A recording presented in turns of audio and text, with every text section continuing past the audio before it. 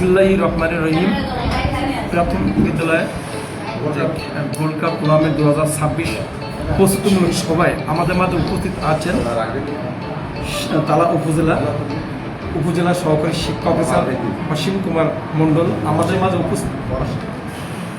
মাঝে আর উপস্থিত আছেন 14টা স্কুলের প্রধান শিক্ষকগণ এবং আমার ইউনিয়নের ভাইরা আমার পক্ষ থেকে এবং 1 নম্বর ধানদি ইউনিয়ন পরিষদের পক্ষ থেকে আন্তরিক সালাম ও শুভেচ্ছা। আসসালামু আলাইকুম রহমতুল্লাহ। আমরা প্রতি বছরের ন্যায় আমরা শিক্ষকদের সাথে আমরা সমন্বয় করে ইনশাল্লাহ কাজ করি। এবছর ইনশাল্লাহ আপনাদের সাথে আছি এবং থাকবো।